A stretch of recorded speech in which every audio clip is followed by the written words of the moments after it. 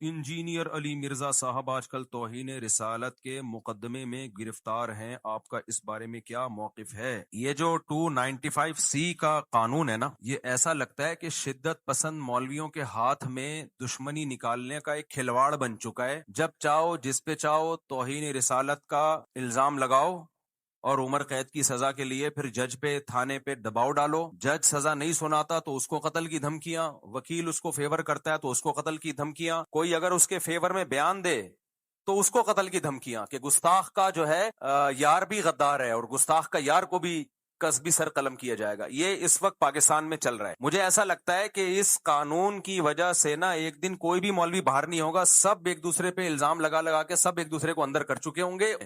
جو حقیقی گستاخ ہیں وہ لائف کو انجوائے کر رہے ہوں گے، اور سارے مولوی ایک دوسرے پہ الزام لگا لگا کے، سارے مولوی نہ کہیں مذہبی اسکالر، سارے مذہبی اسکالر کہاں ہوں گے؟ اندر۔ بریلویوں کو دیوبندیوں سے چڑھا ہے تو انہوں نے دیوبندیوں کی گستاخانہ عبارتیں نکالی ہوئی ہیں کہ یہ دیوبندی اشرف علی رسول اللہ کلمہ پڑھایا، یہ گستاخ، یہ دیوبندیوں کے پیچھے نماز نہیں ہوتی، یہ سارے گستاخ رسول ہیں۔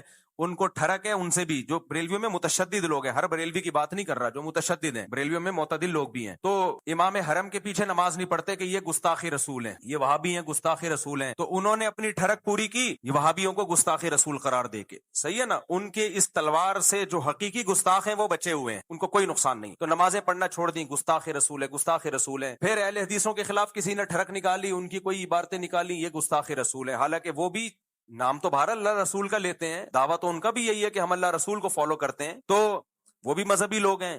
بریلویوں کا بھی دعویٰ ہے کہ ہم عاشق رسول ہیں۔ پھر دیوبندیوں نے کچھ عبارتیں نکالی کہ تمہارے والوں نے بھی تو یہ لکھا ہوا ہے، تو یہ سارے گستاخی کے فتوے مولوی ایک دوسرے پہ لگا رہے ہیں۔ پھر انجینئر علی مرزا صاحب کا ظہور ہوا، جن کو ان کے فینس کہتے ہیں اس صدی کے مجدد اعظم، یہ مر گئے تو اسلام کو بہت بڑا نقصان ہوگا، انہوں نے فرقوں کی دکانیں بند کی۔ جتنے گستاخیوں کے فتوے انجینئر علی مرزا نے لگائے دوسروں پہ، وہ سارے ریکارڈ توڑ دیے اس نے۔ اتنے فتوے تو میرا خیال ہے بریلیوں نے کسی پہ نہیں لگائے، اہل حدیثوں نے نہیں لگائے، اس کا تو کام ہی یہ تھا کہ اشرف علی رسول اللہ گستاخ۔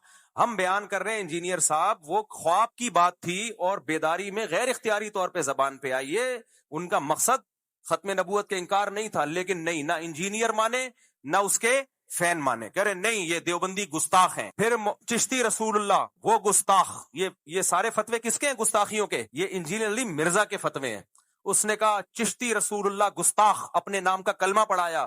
ہم نے ایکسپلین کیا بھائی معین الدین چشتی بہت بڑے بزرگ تھے، ان سے پوچھا جائے گا کہ معین الدین چشتی صاحب آپ کی بات کا مطلب کیا تھا؟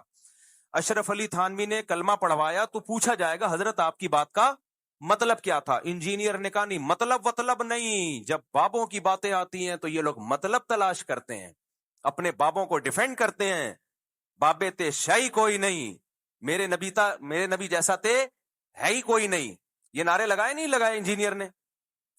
معین الدین چشتی رحمت اللہ علیہ کی بات آئی، بھائی وہ بڑے اللہ والے بزرگ تھے، لاکھوں لوگ ان سے اسلام فائدہ اٹھایا، تو ان سے پوچھا جائے کہ اس کا مطلب کیا ہے، تو ان کی کتابوں میں ان کے مریدین نے بتایا بھائی وہ ختم نبوت کے قائل تھے، ہم نے بھی اس کا مطلب بتایا۔